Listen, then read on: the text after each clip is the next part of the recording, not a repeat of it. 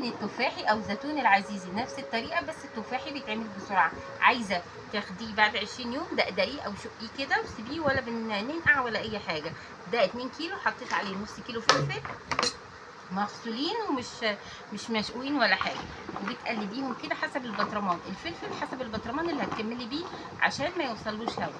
ماشي، ادي كده الزيتون مع الفلفل. هتحطي كام هريسه شطه؟ هتحطي مثلا 3 معالق هريسه شطه، هو بيحب الشطه. ماشي، وبعد كده هتحطي ايه، هتقلبيهم تقليبه حلوه كده وتجيبي بطرمان وتعبيه.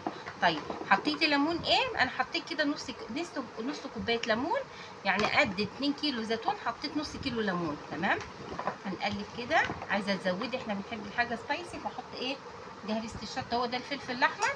هنحط ايه مثلا، ايه، حطيت 4 معالق. تمام، هتجيبي بقى ايه، محلول الملحي، هتحطي كده. المحلول طبعا ده مش هيبقى حلو كده، ده هيكفي. لو عايزه تاني هحط عليه نص كوبايه، نص الكوبايه. وبعدين ايه، هتحطي مثلا ايه، ده لتر، هحط عليه 5 معالق ايه، فراميين ملح. 2 3 4 5. هقلب كده واركن على جنب. الميه دي ميه فلتر، لا اما ميه غلياها وسايباها تبرد.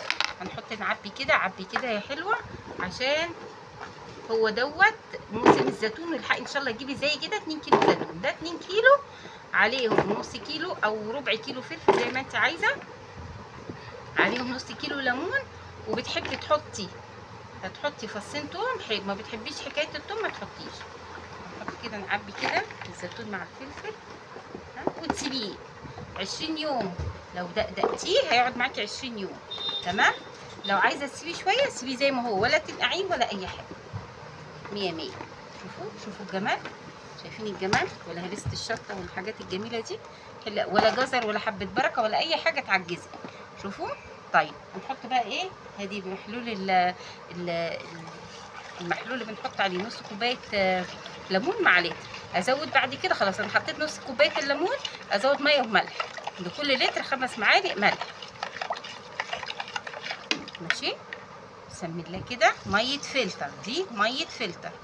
بصوا، ازود كده بعد كده ميه عاديه، واحده واحده.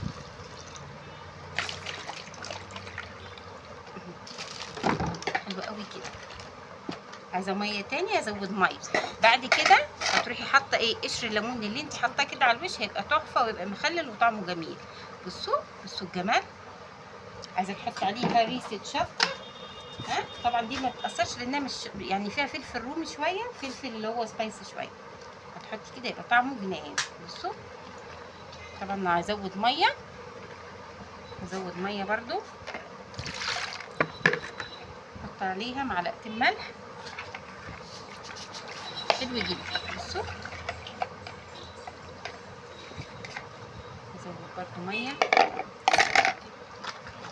بصوا الميه تبقى عامله ازاي كده، حلوه قوي.